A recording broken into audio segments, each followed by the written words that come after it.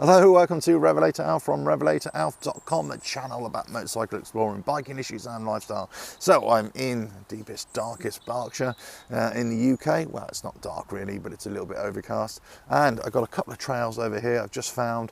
I'm going to go explore, see what they're like. Right, catch you on the other side. Let's go and get dirty. Cheers. RevelatorAlf. Right then. Off we go. Let's go and see where we can find, or what we can find on these trails. Right, so there's something down here. There we go, let's go down here.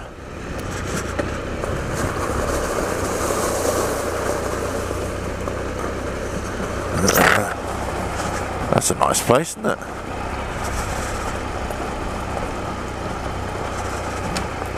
Right, on this trail again. Now, I went on the other trail on the other side, so I'm just wondering what this would be like now. So I'm pretty sure I came on this trail, was it right at the start of last year or the year before? And it was actually, when I came on it was really dry. So let's just try and stick to the hard compacted stuff. You know my motto, just try and leave minimal footprints whenever you can. Keep a minimum, speed, sort of 10, 15 miles an hour, and, revs down to a minimum as well. It's all about respectful riding in the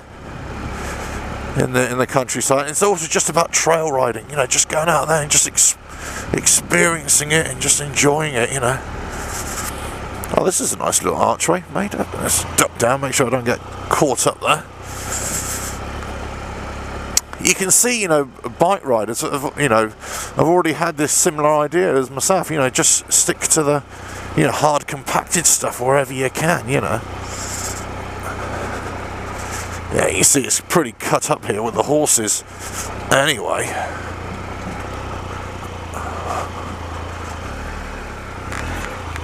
There we go, yeah.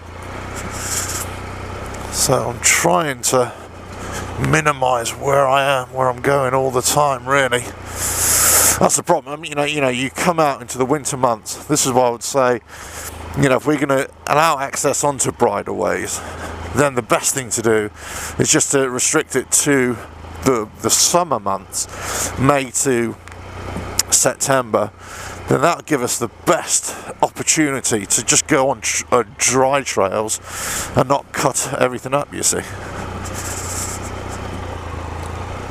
Yeah, this is a lovely trail. Look at this. Beauty. Absolute beauty, isn't it?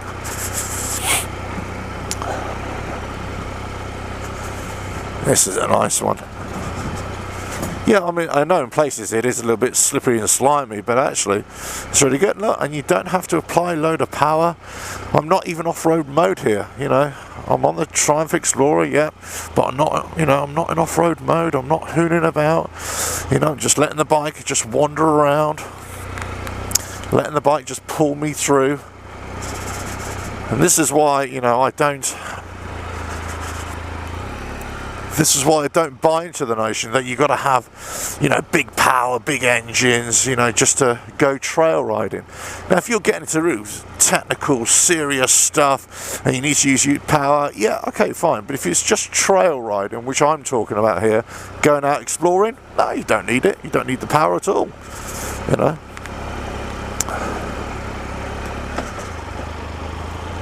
just change it up a gear, keep my revs low. I mean, right now I'm at what revs? 1200 RPM. Hardly making a sound. This is why I like to be a bit incognito as well. I like to be a bit stealthy on my bike.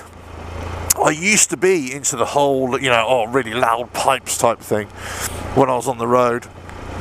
But actually, when I got into the as the older I got, the more I thought, well, actually, I'm not really into that kind of thing so much. There's nothing wrong with it. It's just not to my personal taste. And then when I got back into off-road riding after, because I started off as a kid, you know, off-road riding, and then into, you know, the 20s and, you know, 30s, and I had a break and just went back onto road, really, mostly road. Got back into the off-road riding, and I thought, you know what, it's better just to be incognito, especially if you're going out exploring and you don't want to hack people off. Just you know, just go really, you know, slowly meandering along. You know, people just don't even know you're there, and that's a great thing, you know.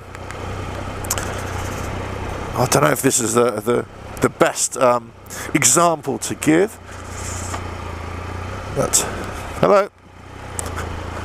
Don't know if this is the best example to give, of course, but what I would say is, you know, you got to, you know, the best thieves out there are the ones that, you know, go in and nobody knows that they've even been in there.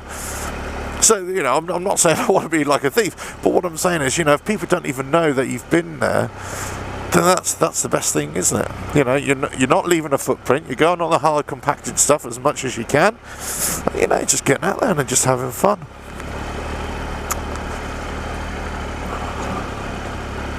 Wow, this has been a really nice trail, I've got to say. Lovely, lovely. Very nice indeed. I mean, it's a winter's day. Where are we? We are the 7th of January now, 2019. So, you know, I've date stamped it for everybody there. And, you know, it's pretty dry. I mean, it's been quite mild as well, you know.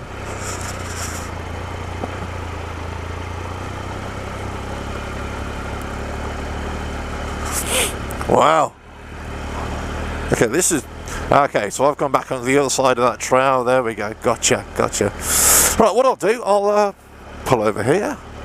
See what we've got.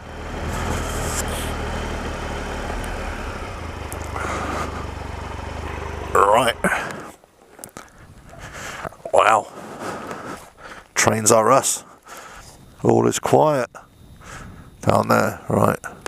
Well, hope you enjoyed that trail. That was, you know, again, something I love to do. I love to get out on these trails, go explore and see what they're like. Go exploring the same trail possibly at different times of the year as well. That's what I love to do. You know, see how they're changing, see how the scenery changes, see how the, you know, the plant life or whatever, you know, the trees, you know, and how the trails are as well. Now, I say, you know, I always love getting out on the trails, but I love getting out onto the hard compacted stuff. Well, one, it's easier, let's face it. It's possibly going to be a nicer experience for all levels, you know, whether you're, you know, a seasoned off-road rider or whether you're just a, you know, a newbie to it. You know, these are the kind of trails that you want to get onto if you're inexperienced, because they're hard compact, they're not too challenging, and, you know, you don't need a massive bike like I've got, you know, and lots of power. I was going to say, you know, you just get along these trails, really low revs, really low speeds.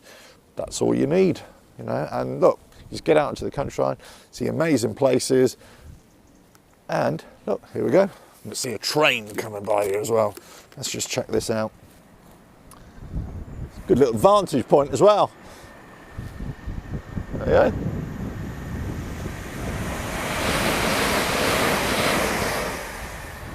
That's the Intercity 125. I have no idea what that was. Right, anyway. Okay, well, I hope you enjoyed the video. And I hope you enjoyed the trail. Just get out there. Just get out on the trails, you know, on the byways, whatever they are. I say, you know, I've got a petition to try and get motorcycles, responsible motorcycling, access onto bridleways in the UK as well. So check the website out, RevelatorAlf.com. Check out that petition as well. I'll leave links on there. Go to the resources page as well. That's where I'm going to put it on there. Check out the blog posts as well. So I'm going to be repeatedly trying to, you know, push this motion forward as well. But as I say, if we can show everybody that we can ride like that, low speed, low revs, you know, minimal impact, that's going to be the best thing for us, you know, going forward. Because there's a whole network of trails. You don't have to ride miles and miles just to get onto a byway. What you can do is just go out, virtually out your front door, and there'll be bridleways there. So if we can work in harmony with other people from the countryside, with horse riders, it'll be a great thing. You know, we just have to give way to them, be ultra respectful to them. Anyway, that's me harping on about that. Catch you on the next video, whenever it is. I'm going to get dirty a little bit more. And, oh, another train just gone by. Wow.